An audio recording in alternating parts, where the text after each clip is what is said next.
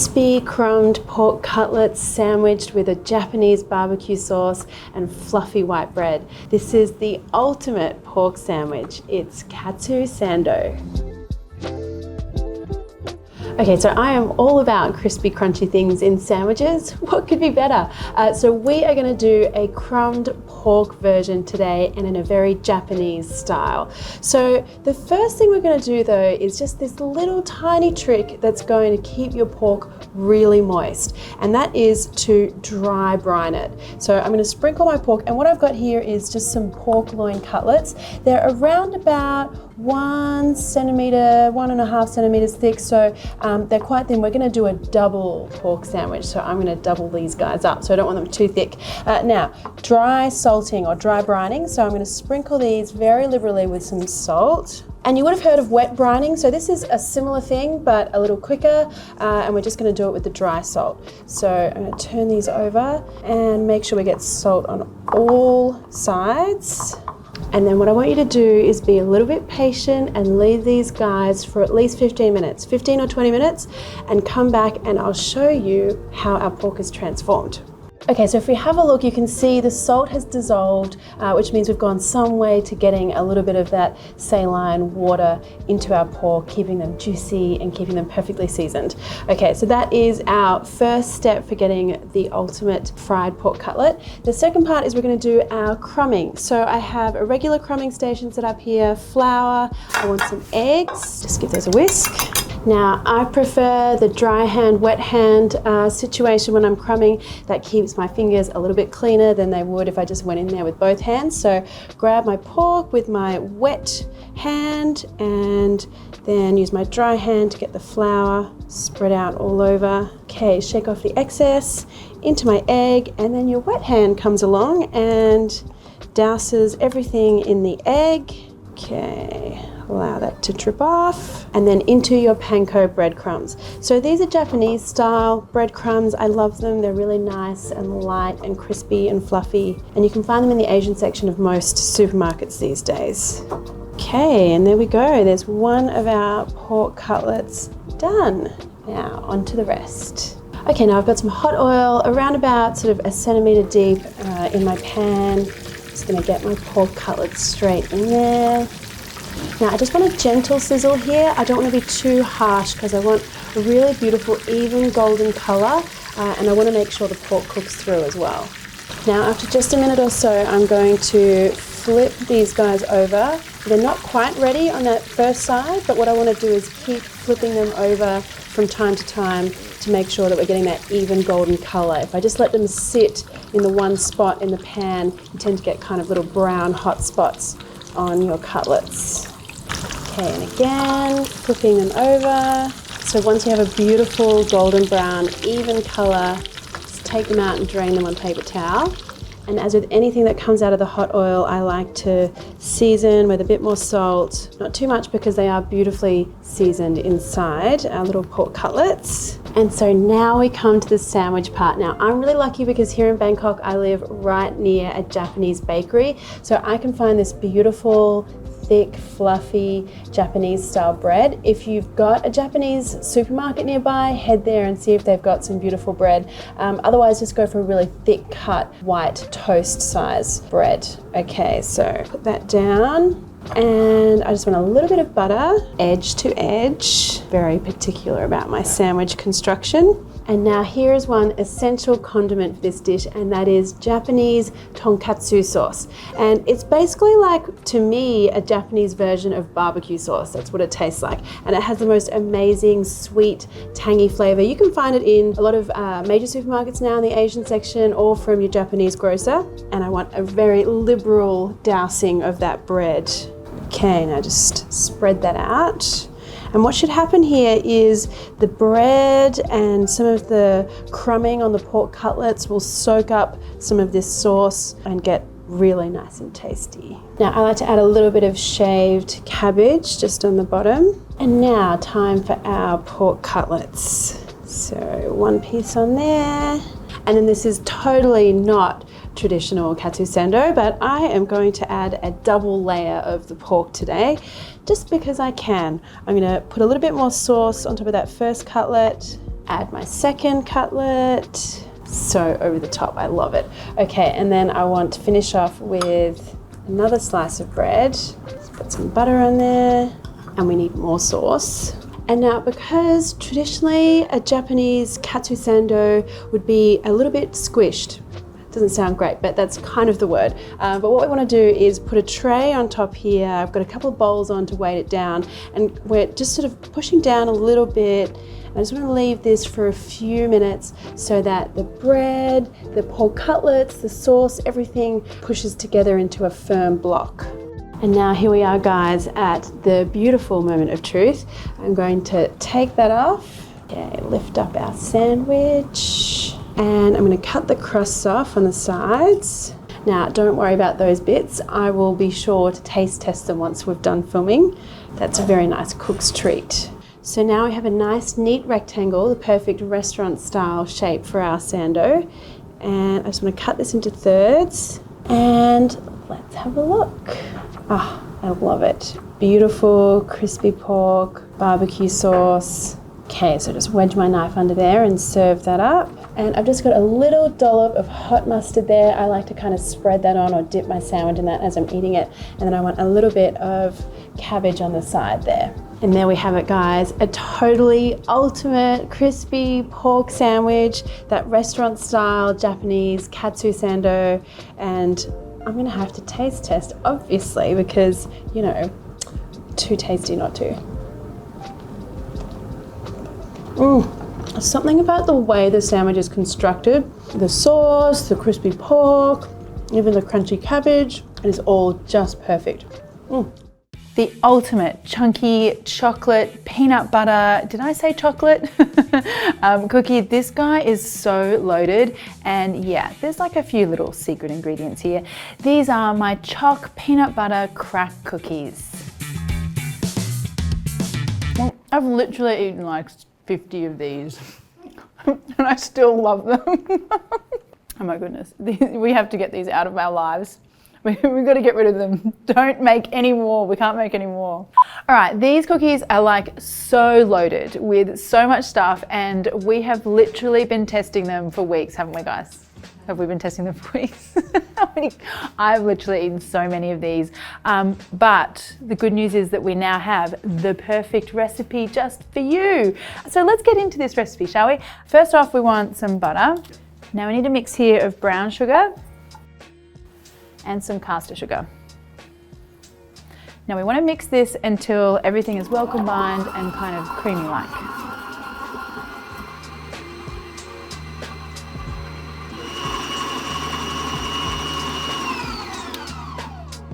Okay, so once things are looking a bit like this, then you just want to scrape everything down.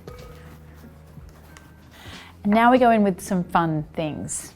The start of the fun things. First of all, some miso paste. So this is going to add a little salty kind of kick to everything, which just makes things so much more yum, I think. All right, so miso goes in and some peanut butter. Now I'm a crunchy kind of girl, so you could go smooth. I like crunchy. Are you smooth or crunchy? Let me know. Dax, are you smooth or crunchy? What are you? Crunchy. You crunchy? All the way. Haley? Crunchy. Crunchy. All the good people like crunchy. Okay, give this a mix.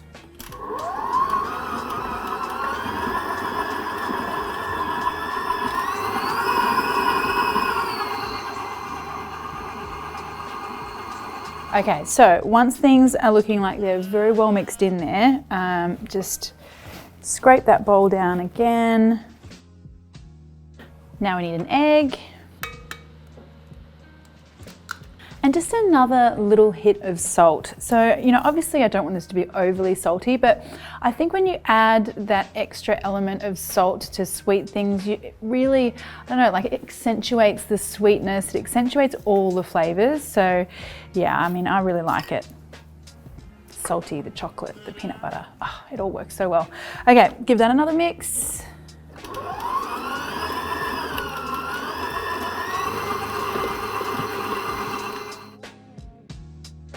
Okay, so we're gonna go with some flour here. Now I'm using a low protein or what might be known as a cake or cookie flour, which you can find in your baking section in the supermarket. Look, that's just gonna give you like a lighter, crispier kind of cookie. But if you've just got all-purpose or plain flour, that's cool as well. Now what I do want to do is just get about a third of that flour in first, and I'm going to mix that in, and that's going to help to keep things nice and smooth and not get those lumpy floury bits. Okay, let's do that first.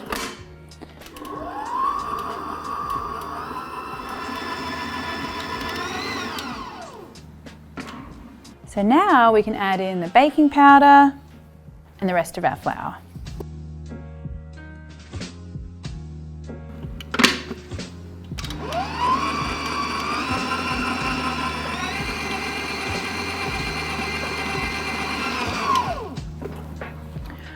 Tell you what, like this is already smelling so good, like the peanut and the, yum.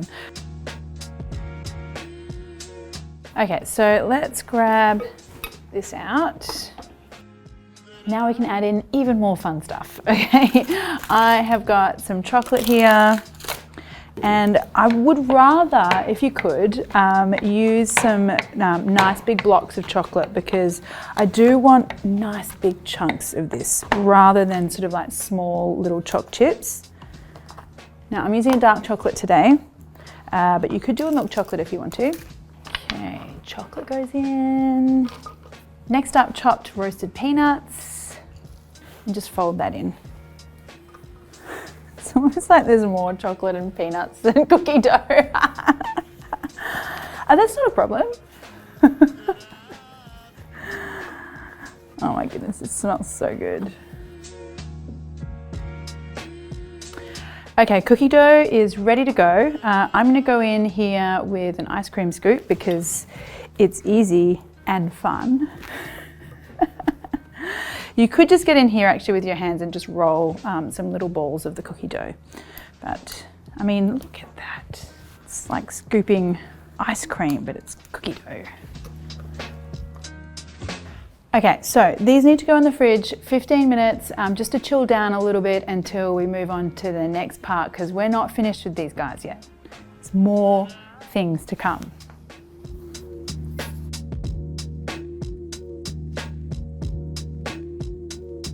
Okay, so these are out of the fridge, they're ready to go, and you're gonna think I'm a little crazy, but we're gonna do like a cookie crumbing station here. Trust me, this is gonna be epic. All right, okay, so first of all, I'm gonna get some of my peanuts into a little plate here. So these are just more chopped roasted peanuts. I've got some dark chocolate here, and I have some more peanut butter. So I'm gonna get a little scoop of peanut butter and just smear that onto the top of each of these little ice cream balls of cookie dough. Okay, so here's how this goes. Grab yourself a little ball of cookie dough, sprinkle over some chocolate on the top, some chopped chocolate. Now, into your peanuts, roll that around. Woohoo, look at that. That is one loaded ball of cookie dough. Okay, keep going. And don't eat all that cookie dough, although it is really good to eat. I mean, really what you should be doing is like saving half the cookie dough, putting it in some ice cream. Okay, so these are ready to go. I've got my oven at 160 Celsius. Now, cooking time between 15 and 20 minutes. And I say that because it depends on how big your scoops of cookie dough are. But you'll see, you'll get a beautiful golden edge around the outside. We'll come back and have a look.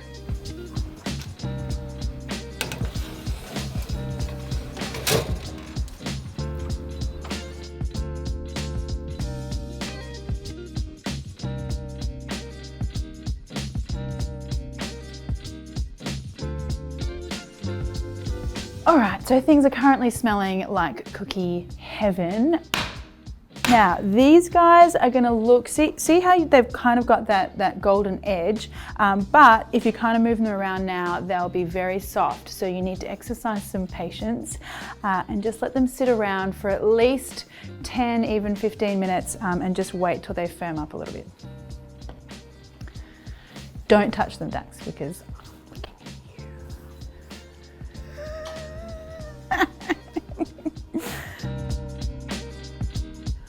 Okay, we're back. These cookies are looking amazing. Let's just get them out here.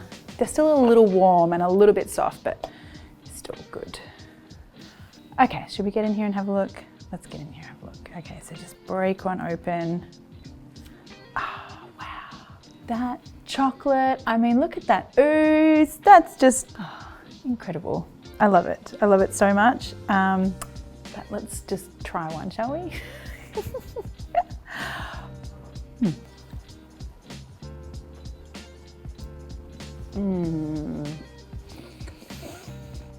That is, I mean, I call it a crack cookie for a reason, because it's like the mix of the saltiness and the sweet chocolate and the peanut and peanut butter, and it's like literally telling you that you have to keep eating these for a long time. It's seriously addictive. Oh my goodness. So yum.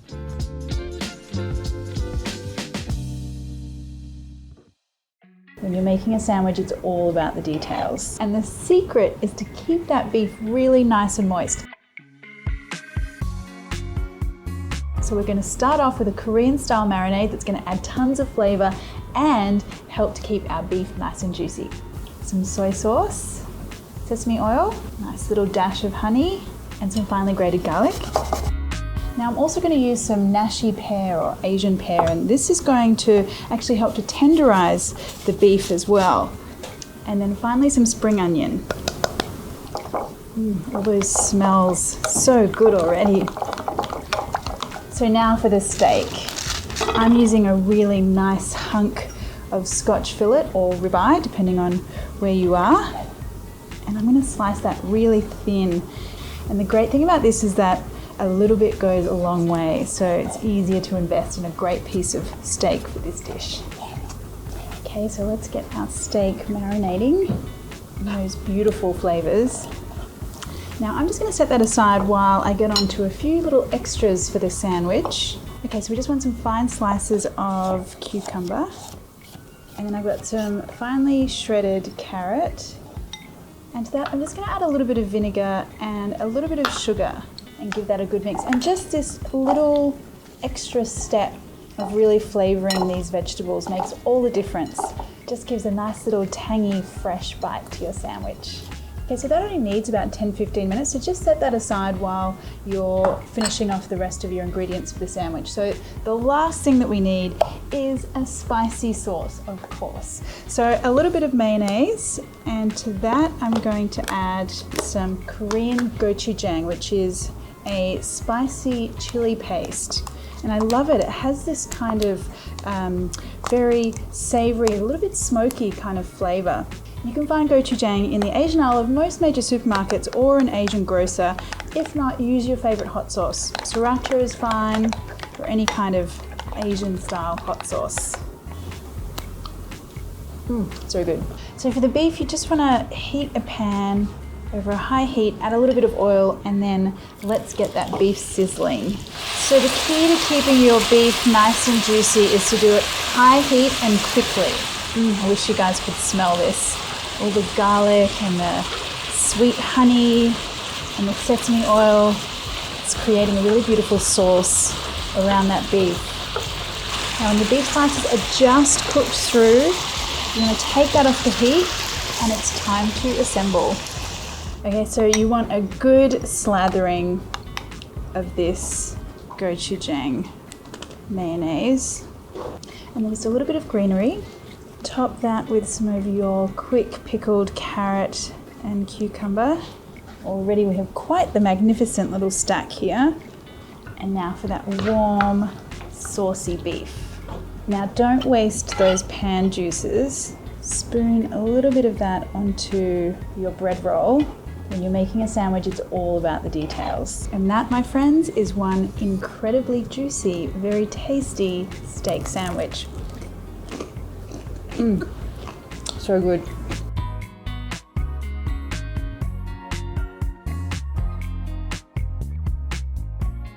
Spicy, sizzling beef patties spiked with cumin seeds and Szechuan peppercorns, and you won't even believe the amount of flavor in that sauce. And then the little bread parcel. Oh, this whole thing is just unbelievably good.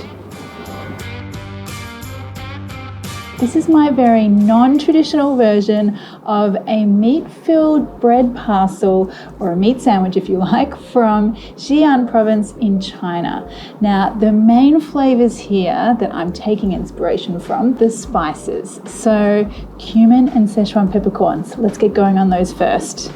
I want to toast these to really bring out the best flavor.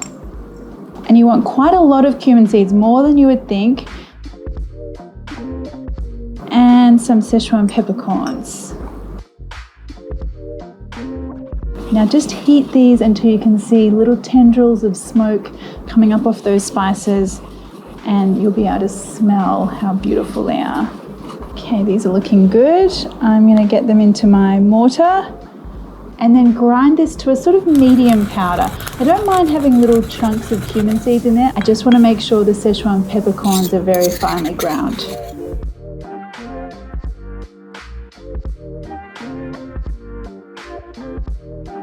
And to that, I want to add a very healthy teaspoon here of chili powder. I really want a good kick of chili spice in these as well. So that's our spice mix done. Let's get on to the burger patty part. Now I'm using some beef, and I'm going to cut that with a little bit of pork mince for some extra fattiness. And then you want to put in all but about 2 teaspoons of this spice mixture. Now I don't want to work this meat too much or too heavily. I want it to stay nice and loose and crumbly when it's in its little bread parcel. So first of all, I just want to make sure that I'm getting the spices and those 2 meats mixed together. And I'm just doing that loosely with a fork. And notice I'm not seasoning this with any salt either, because the salt inside a burger patty can tend to make it a little tough. I prefer to season on the outside. And now I want to form this into patties just by kind of pushing and pressing gently and not mixing or working that meat too much. Okay, so you can see just how loose that patty is. It's almost threatening to fall apart. That's just what we want.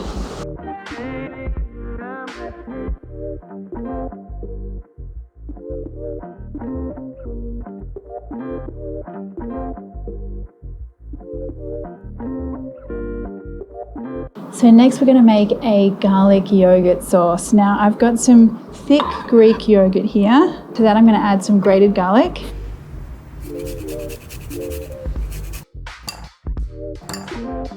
And then a healthy dose of finely sliced coriander and the rest of that beautiful spice mix we made earlier. Now look at that.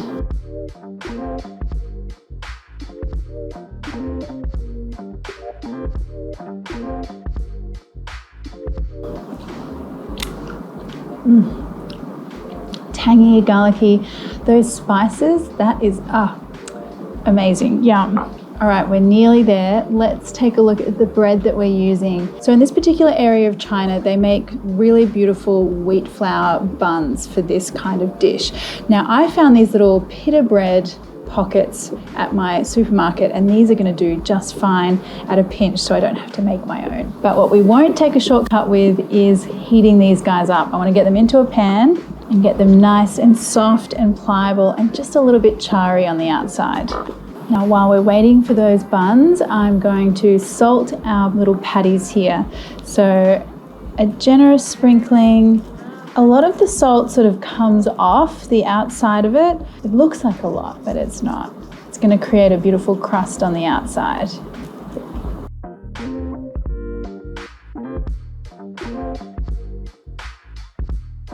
Now when I've got a beautiful charry color on both sides, I'm just going to take them out and split them through the middle. Don't cut them all the way through. I like to leave a little bit just at the end there to hold everything together.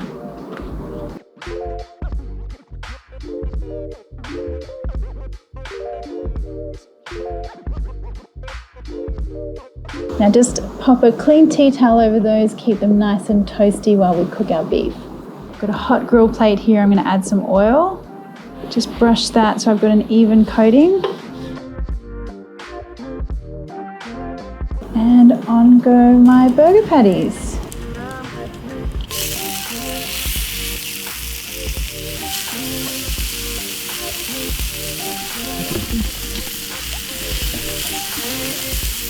Now you want to season this second side with some salt as well. Now these are quite thin, so they don't take too long. All I want is some beautiful blistering colour on the outside and a few minutes to cook them through on the inside.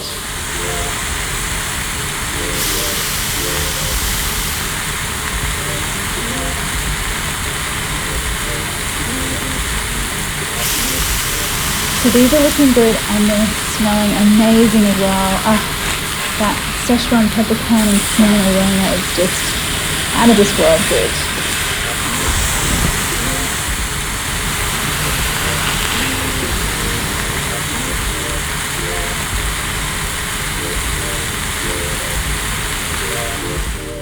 Now just on that same grill plate or in the same pan, add a little bit more oil and then time to get in some onions. Add a little salt to help them caramelize and soften up. And I want some capsicum as well.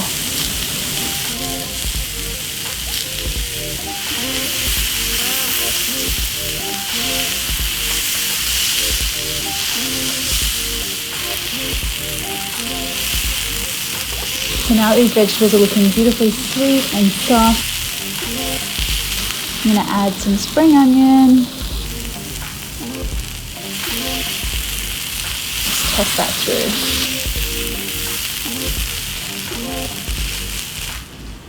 And now it's time to build our sandwich. Take one of my buns. I want a very generous helping of that beautiful spicy yogurt. One of my burger patties. And some of those onions and capsicum.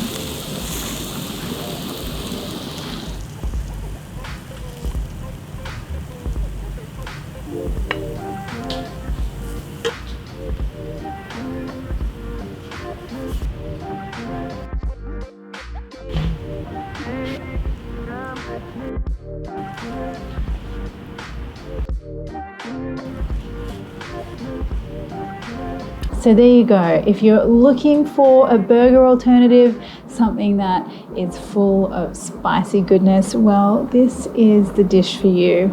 Let's have a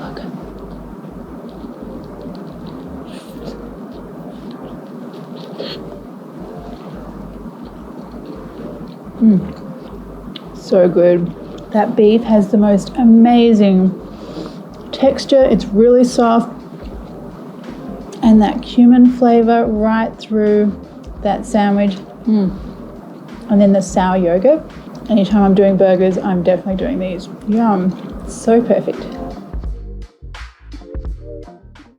Crispy, light as a feather pastry. That's what this one is all about. And check out that beautiful spiral pattern and the crimping and all the things. This is my version of the classic curry puff.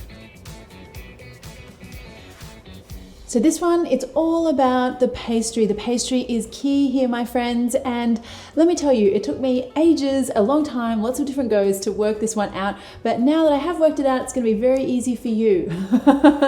Let's get going on that dough first of all. We need to make two different doughs here. So the first dough we're gonna make is the water dough. And look, I've seen these different doughs called so many different things. Water dough, oil dough, butter dough, lots of different names. We're just gonna go with, oil dough, no, water dough? Water dough or oil? Let's call this one the water dough. the main point is that you want to use some cake flour. The cake flour has a lower protein content. It's not going to give us as much stretch, doesn't have as much gluten, which means that we're going to get a shorter pastry, which is a bit more crumbly, which is kind of what we're after here. You could use all-purpose or plain flour if you can't get a hold of cake flour, but I get the best results with the cake flour. Now add in some salt here and some sugar. Just give that a mix. Now, the fat for this dough is oil, hence we're calling it the oil dough. Let's call this one the water dough. Oh my goodness, even I'm getting confused. We're calling this the water dough, but we're adding oil. We're adding oil. We're going to add water as well. Goodness, this is so confusing. That's just a plain vegetable oil. Give that a mix. And once that mixture kind of looks like this, now you want to go in with some warm water. I always like to add a little bit at a time so that, you know, every time you kind of make a dough, I find you maybe just need a little bit more, a little bit less water, depending on all sorts of things, the humidity, the brand of flour, you know, all those sorts of things. So, and all the measurements, the exact measurements for this are on my website, guys. It's just annoying to go through all the different conversions with friends from all over the world here. I've got all the details in the written recipe. So head to my website to find that. Now, once you've kind of got this thing going on in here like this, you want to get your hands in there and really squish that dough together. You can see it's now forming quite a nice sort of sticky ball in there. So I'm going to get that onto my bench top here. And the idea here is that you really want to work this dough until it's really nice and smooth. So that's going to be about 10 minutes. Just want to knead and knead and knead, and we'll come back and have a look at what it should look like. Okay, so see how this is really beautifully smooth now. It went from kind of being a bit flaky to being really nice and smooth. This just needs a bit of a rest. So I'm just going to wrap this up. And that one can just sit on my bench top while I make the butter dough. Start again with some cake flour. And this time you want to go in with some cold butter. And just kind of rub that butter in with your fingers. Now the reason we do the two types of dough is that to get that really lovely spirally texture, you need two different types of dough that won't kind of like, I don't know, glue themselves together so much that you don't get the difference in the little layers. And it just really makes for a really light, crispy dough, the combination of the two. I've seen curry puffs made with puff pastry, filo pastry. That's all well and good, and that, you know, they're quite good with that kind of pastry as well. But for me, like, you know, the Thai street food snack version of this is the best, and that's using this combination of doughs with that really crispy light texture. So, you know, I like to go to the trouble of making these properly when I have the time. All right, so I've got this kind of like wet sand kind of situation going on here. And it's actually quite interesting because I think the origin story for this curry puff is like, it kind of is an amalgamation or a mixture of histories. I think it's kind of like a mixture of the British pasty, you've got the Spanish empanada, you've got the Indian samosa. It kind of has all those vibes to me, if you like. This butter pastry being more like a Western short crust pastry, if you like for an English pasty or an empanada kind of thing. Although, do you use butter for empanadas? Oh my goodness, my Spanish cookery, not so good. So all the Spanish people below can tell me about how to make empanada dough. Anyway, so this is obviously more of a Western style dough though, with the butter. Now to here, we're gonna add some water. This is just room temperature water. So we added warm water before. Did I tell you to add warm water? And once that mixture kind of looks like this, now you want to go in with some warm water. Oh my goodness, I'm really mixing everything up today. But this time it's room temperature water or cold water, because I don't want that butter to melt too much, that's why. And again, just mix that.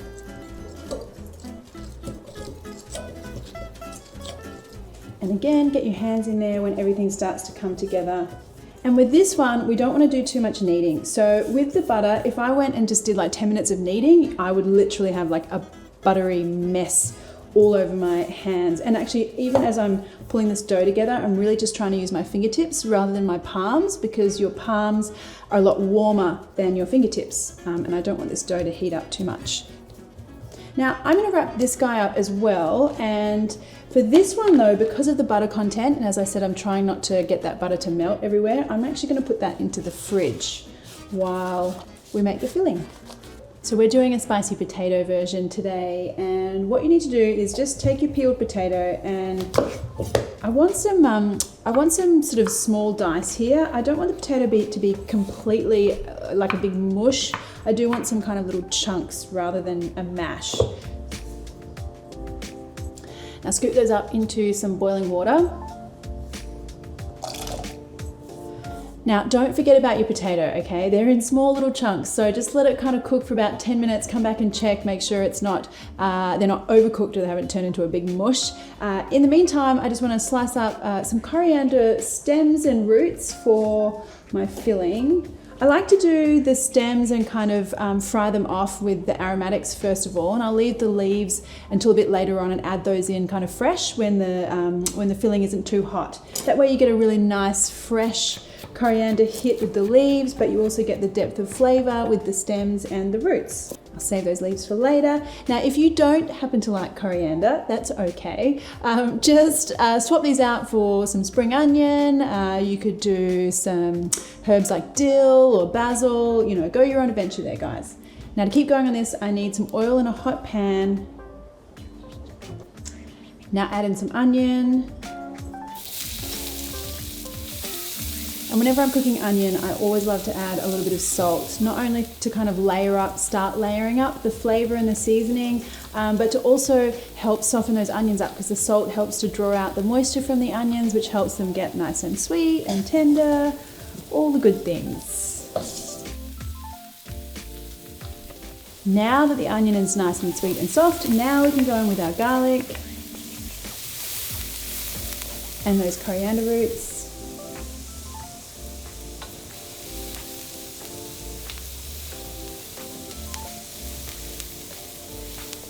It's smelling so good already.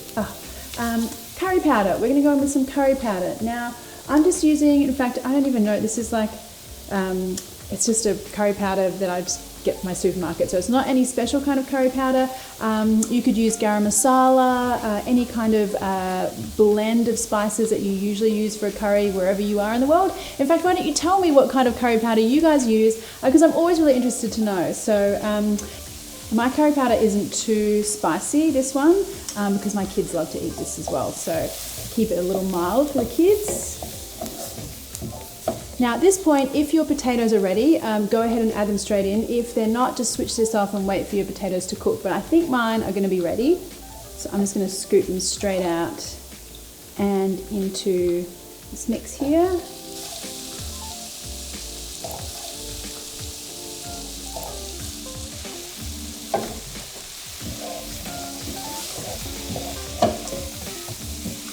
So now you can go in with some frozen peas.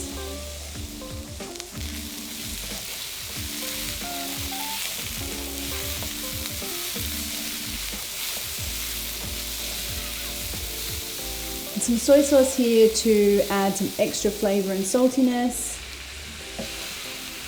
A little dash of sugar.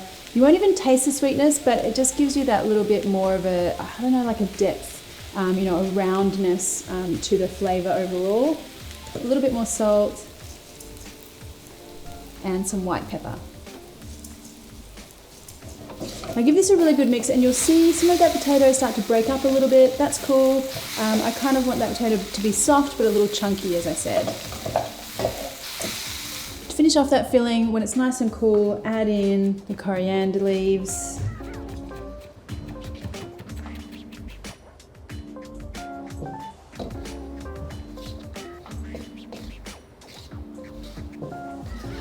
All right, so we have arrived at the pastry making time. This is actually really cool, guys. I love this technique. Okay, open up your water dough or the oil dough first of all. Oh, and I forgot, take that butter dough out like about 10 minutes before you want to do this rolling, because it'll have firmed up so much in the fridge that it'll probably be a bit too firm to roll it out. So, you know, 5-10 minutes before you want to do it, just take that out. But first of all, we start off with our oil dough or water dough. I really need to sort out the name. Water dough. Okay, so now I've just got some extra flour here. I always like to have flour when I'm rolling out dough in case things get a bit sticky, but let's just see how we go, huh? And I always like to keep my dough moving around so that I can tell if it's going to stick to the bench top. This one seems fine. I think because we've got that oil content in here and my bench top is not too sticky, I guess. This is all moving around very nicely. Don't need to add that flour. So now unwrap your butter dough. That goes in the middle here. And fold the other water dough all the way around over the top. Completely cover that butter dough. Okay. Now at this point we need another little rest. So pop that dough in here. And I want you to give that 15 minutes. No cheating. Would you cheat if this was you, Dax? Yes. How good are your curry puffs? Terrible. Okay, that was a legit 15 minutes. I timed it to be sure. Come back, unwrap your dough. And now, if you live somewhere really hot and 15 minutes out might make your dough a little sweaty or a little soft. Sweaty dough. No, okay. Now, if you live somewhere really hot, maybe just leave the dough in the fridge for 10 minutes and 5 minutes out on your bench top. I'm in a temperate kind of 25 degrees Celsius here, so I'm all good, but you just don't want that butter dough on the inside to get too soft. You'll be right, I promise. Just in the fridge a little bit if you're somewhere hot. Okay, now the point is here that we want to roll this out. And you really want a rectangle shape here because if you don't get a nice rectangle when we start to do some rolling, the edges will be a lot thinner than the middle and, you know, everything's a bit uneven and my OCD kind of thing kicks in and I'm like, oh no, disaster. If you don't have OCD kind of tendencies and you won't need to worry about it, but I recommend going a rectangular shape. Okay, so once you've got a really lovely thinnish kind of rectangle here, then you can start from this bottom edge and just roll that up. Now, just spin that around, and again, I want to roll this out again. And I want to achieve that same rectangular shape. So that might take a bit of like, sort of coaxing here, squishing again. Rolling.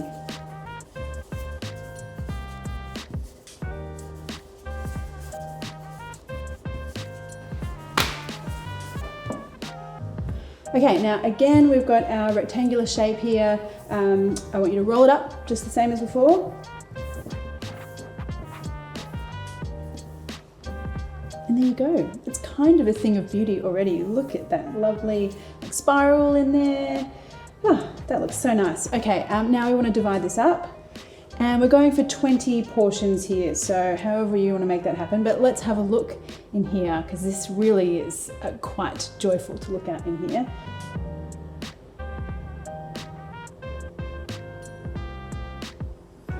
Look at that beautiful even spiral all the way through there. That, my friends, is just beautiful. Things like this make me so happy. Okay, all right, stop being happy about the dough. Let's get on to making the actual pastry. Just cut those up until you've got nice, sort of like little discs, coins, if you like, of dough. I like to set them out on a tray or a board.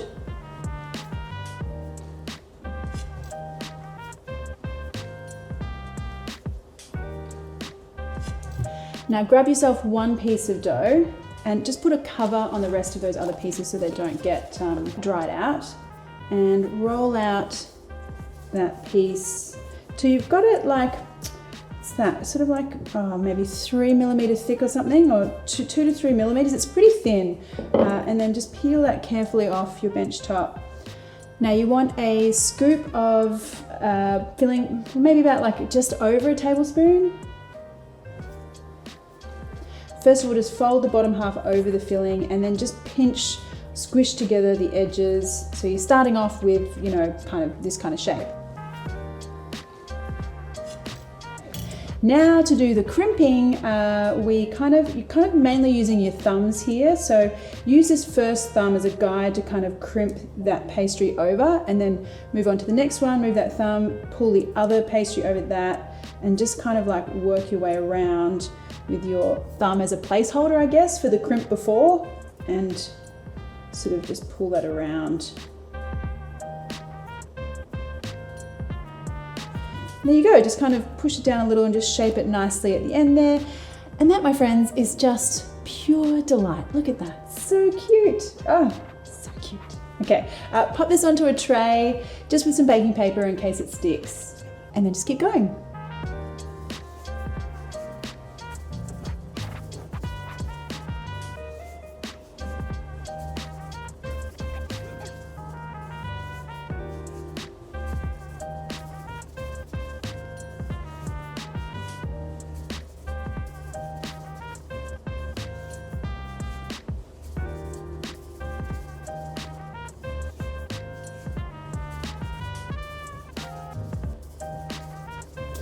Now at this point, you can pop your tray of beauties here into the freezer and keep them for another day. Once they're really firm, just pop them into a Ziploc bag and get rid of the tray so you're not taking up so much space. But I am going to cook mine straight away because I am very hungry for curry puffs. Always hungry for curry puffs, but today I'm extra hungry for curry puffs. All right, so just need some hot oil here. I'm gonna put my curry puffs in. Just do this in batches so you don't overcrowd the oil. Again, if you overcrowd the oil, you get the temperature dropping and then things don't get crispy, so we don't want that at all. I like to keep them moving in there once I've got a few in there. I'm turning over. Now these should only take about 3 or 4 minutes. You'll be able to tell because they will be beautifully golden and crisp. So when you've got things looking like this, look at that golden deliciousness there. All right, just pop that out onto some paper towel. And continue on with the rest of your batch.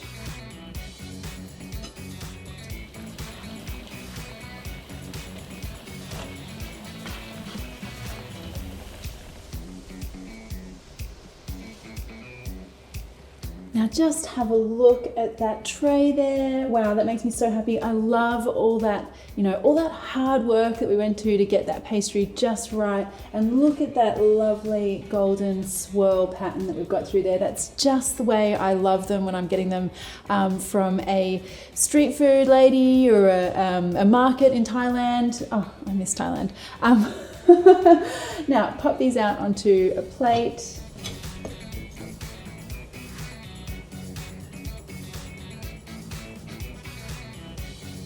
And this is optional, like quite often in Thailand we don't really serve them with a sauce, but I like to serve them with some sweet chili. So without further ado, let's get in there, shall we? Let's break this open. Oh, look at that.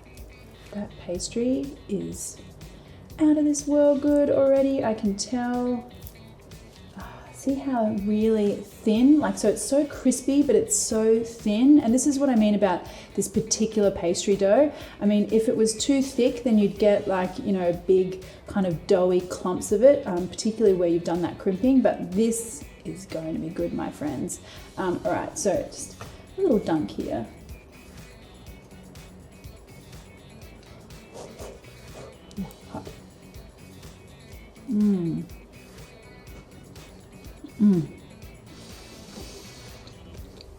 You know, when something is this perfect, it's just, there aren't even the words. The pastry just melts. It literally goes crisp in your mouth, but then it just disappears like a little cloud. And that filling's so beautifully soft, beautifully spiced. Good thing I made a lot. These are gonna get destroyed. Oh, I haven't had one of these since I was in Thailand, in Bangkok, before COVID. Yum. Oh, glad I figured out how to make the pastry. The world needs this pastry. definitely. Yum. Marion, why don't we have any cheese left? Because I ate it all. That is so fluffy. Look at that.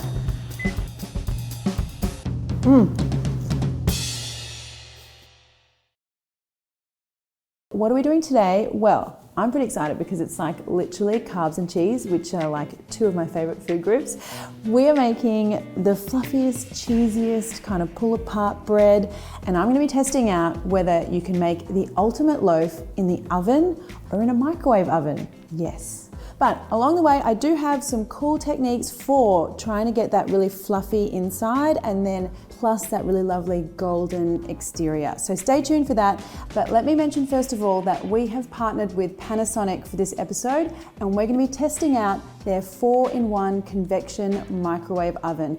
So this guy bakes, roasts, grills, and steams, and it's this steaming function that I'm really interested in because I've always wanted a steam oven, but steam ovens are really quite expensive and I don't have one at home, and steam oven baking can be one of the best things for making really good bread. So I'm really interested in testing out how we go with steam oven versus regular baking. The first thing we're going to do is get started on this technique, which is a very Asian sort of bakery style technique for keeping your bread dough really moist and keeping everything really fluffy. So first up, we're going to heat up a little bit of the plain flour and the water from our bread recipe, and we're going to heat that and turn it into a bit of a paste. And you want to whisk and cook this till you get a really thick paste. Okay, so that doesn't take very long at all, like a couple of minutes only. And we're kind of looking here at almost like a roux, if you like. And we're going to use that a little bit later. But first off, let's mix up the rest of our dough. So this should all look quite familiar now. So we have our plain or all-purpose flour. To that, I'm going to add some yeast. I want some sugar and some salt. Now I'm going to give this a mix first, make sure all my dry ingredients are incorporated. All right, so now we can go in with all the wet ingredients. Our little flour water mix here. So we need some milk, an egg, some melted butter. Now I've got my dough hook on here, so I'm going to let this go and knead for about 10 minutes. If you're doing it by hand, which you can do it by hand, but if you're doing it by hand, I'd probably give it about double that amount, and well, at least 15 anyway.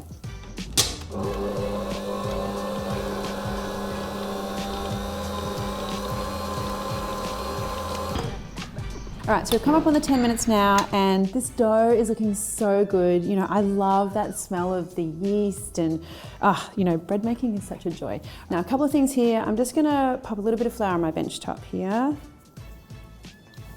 All right, so this dough is looking really good. I'm just giving it a couple of goes here with my hands.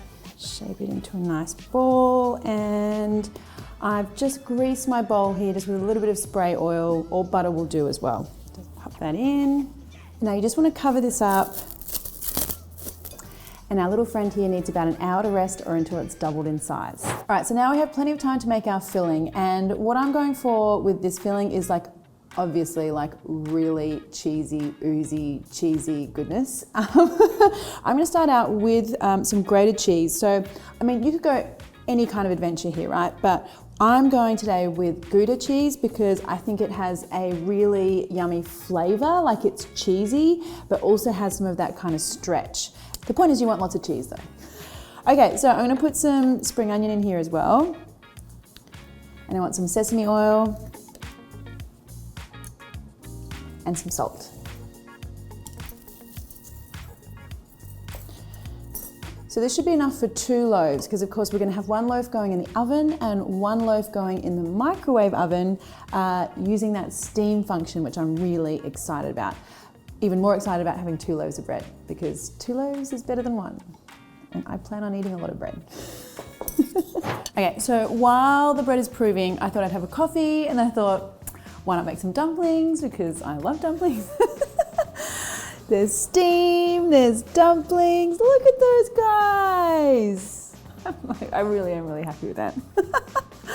I'm gonna have a snack before we finish the bread. So let's get the dough out.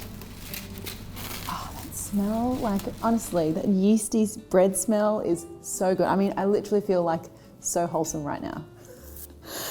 All right, so I want a little bit of flour on my bench top here because I don't want that dough to stick. Now, you kind of want to punch the dough down a little bit. We want to take some of that air out. So I'm just going to knead this a couple of times here. Now you want to cut this into 2 portions for our 2 loaves. Put 1 portion back into the bowl and cover it up so it doesn't get dry. And now with this one, we are going to do a fancy pants little braid here, which is so fun. It's like your stuffed cheesy crust pizza dreams in a soft bread roll.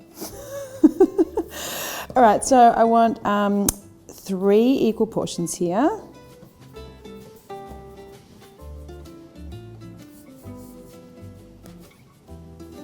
A bit more flour. And now you want to roll this out into like a long-ish kind of rectangle, like around about like 30 centimeters long, about 10 centimeters width. So now when you've got your lovely rectangle, you want to go in with your cheese.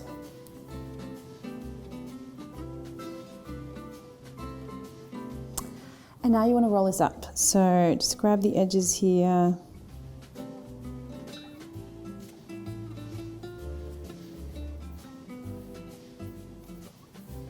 So now we've got our lovely little roll. Just press down on the edges a little bit and do the same thing to the other portions.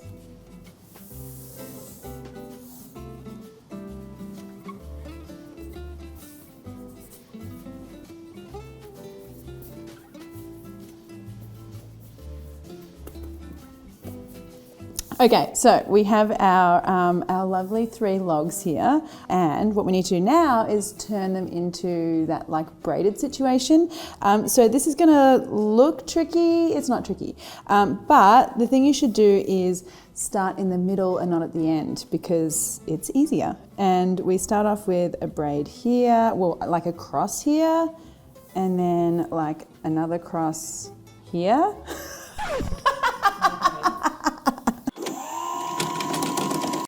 So this is gonna look tricky, it's not tricky. All right, so start again, let's go. Okay, so we make an X here. And then this guy comes over here. Okay, so in between, and then this one comes over here. And then this guy comes over here. Oh, look at that, see? Okay, now I can do the other side. So this comes over here. And then this one comes over here. All right, now these tuck in under here.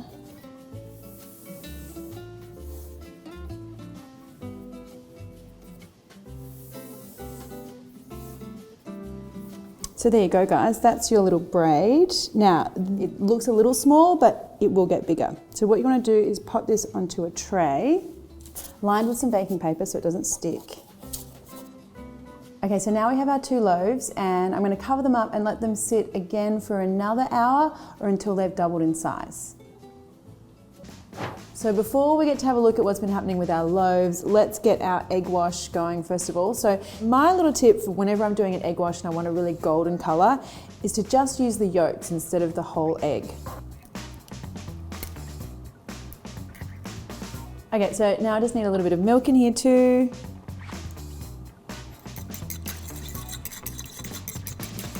And now finally, let's come and have a look at our loaves. All right, so these guys are currently looking so beautiful. I mean, the whole process of making bread is just delightful, I have to say. All right, let's get on with our glaze. So,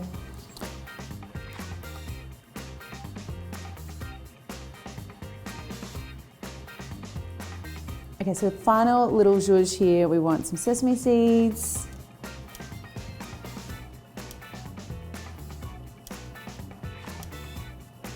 Okay, so now these need to go in the oven. I'm going to pop this one into my regular oven.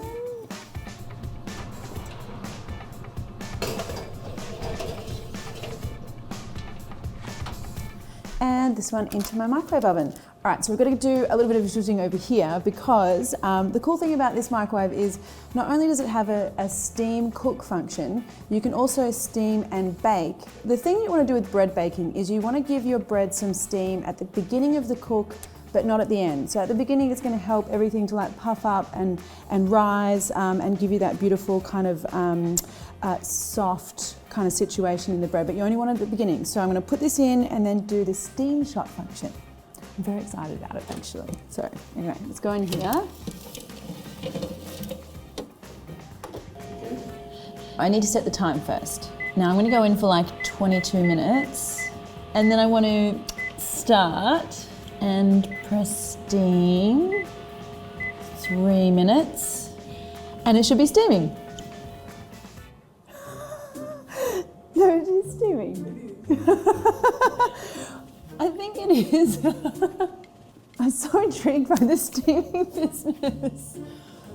I think we should leave it shut though, so the steam is trapped in there, right? I think that's probably a good idea. This one's looking really nice and brown. Come and have a look. Whoa, look at that. Look at that color. Okay, so we're looking pretty good here. I love how shiny that is. Right, that's looking good. Let's wait and see what happens in our microwave. Okay, let's have a look. Ta-da! Whoa, look at that color. That's insane. This is bigger than the other one. Okay, so we have like two very different rolls here. So I feel like with this one, the steam really made that dough expand. Probably like more cooked through here. This one kind of is a lot tighter, but then you probably don't have as even a cook through these little bits through here. Darker color on this one though, which I do like. I do like this darker color better, but I do feel like this is gonna be like a more kind of fluffy, even rise. Okay, so I'm supremely happy with both of these. They look different, but what I want to know is what's happening on the inside. So first of all, let's get in here on our oven bake one. And I'm going to pull this apart and wow, look how fluffy. That is so fluffy. Look at that. Hello, cheese. Look at that. Oh, wow. Yeah, see all those little strands? That's so lovely and steamy.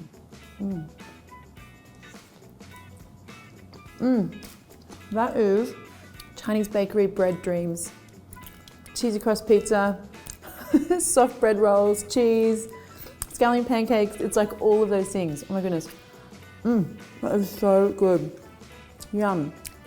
Right, that's a pretty high benchmark. I could literally eat that whole thing right now, but I won't. Let's have a look at this one. Let's have a look in here. Oh wow, look at that. Look at how fluffy that bread is. I mean, that is really insane. I mean, can you believe that we made this in a microwave? Absolutely ridiculous. Look at the size of that fluff. Like, look at that. Look at that fluff. Look at that steam. It's like, oh, it's so good. Let me have a look. Okay, so both of these are ridiculous, by the way. Really good. I love that the outside is really beautifully, it's golden. It's like it's crispy and then it just sort of melts away in your mouth. It's so beautiful. Okay, so verdict time. So I think now you can clearly see we have this uber fluffy texture in here. It's very light. It's a lot bigger, like puffier. And then this one's still good. I mean, that color on the outside is beautiful. But if you have a look through the center, it's not quite as fluffy. It's a little drier as well. I think that the steam cook, like that little like punch of steam, helped us to get like a much better, even kind of rise and beautiful light fluffiness, the consistency through the center of the bread, if you know what I mean. You know, I mean, they both taste amazing, but I gotta say, I'm gonna go with the microwave. I mean, this thing, the fluff, the texture, all the things, it's kind of got all the things. You wouldn't be disappointed with that, but if you made that, you'd be really happy, like extra happy.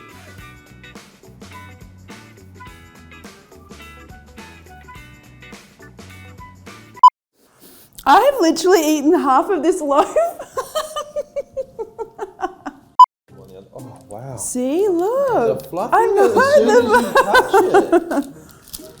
as soon as you touch it. Like, I don't I want to can't even believe, nah, there's no comparison. That one's way better. Well, see, I don't want to diss the other one though. Like, this is a perfect. I mean, if you cooked that, you would be totally happy. Oh, yeah. But like, Fluffmaster. yeah. Someone take it away. Oh God, I'm literally gonna die.